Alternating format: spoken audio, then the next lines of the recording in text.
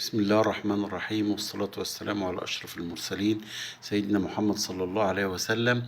النهاردة بإذن الله هنتكلم عن مباراة الأهلي وسيراميكا بكرة في الدور قبل النهائي في كأس السوبر المصري بالإمارات. هنتكلم عن التشكيل المتوقع ومن وجهة نظرنا، وهنتكلم عن مباراة الزمالك وبيراميدز، وهنتكلم برضه على توقعاتنا بالنسبة للماتشين.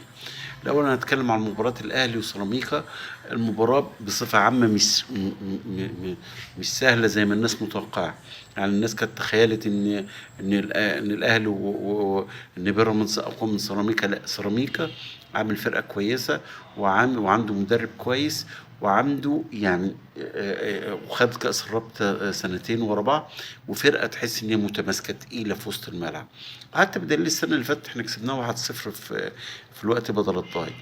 الفرقة بتاع الأهلي، أنا بتكلم على إن المفروض إن الأهلي، ان في الماتشات اللي زي دي انا بدور على الاهلي اكتر من اللي قدام.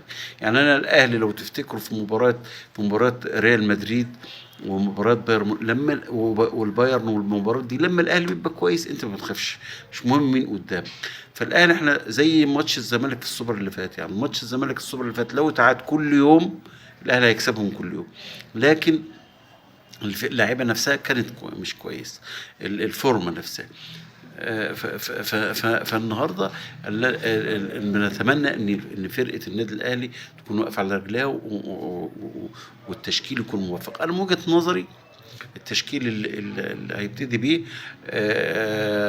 محمد الشناوي، عمر كمال عبد الواحد، محمد اشرف داري، رامي ربيعه، يحيى عطية الله. في خط الوسط اكرم توفيق وامام عاشور ومروان عطيه. خط الهجوم بيرستاو، حسين الشحات، وسام ابو علي. ما حدش يقول ان لو غير. من وجهة نظر 90% التشكيل ده.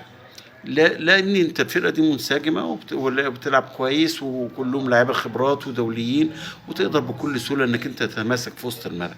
في الشوط الثاني ابتدي ادي تغييرات زي عمر الساعي، عمرو السوليه، المفروض يبقى له دور في المباراه اللي زي دي، وبعض اللعيبه الثانيه زي قفشه في الشوط الثاني يكون بدري شويه.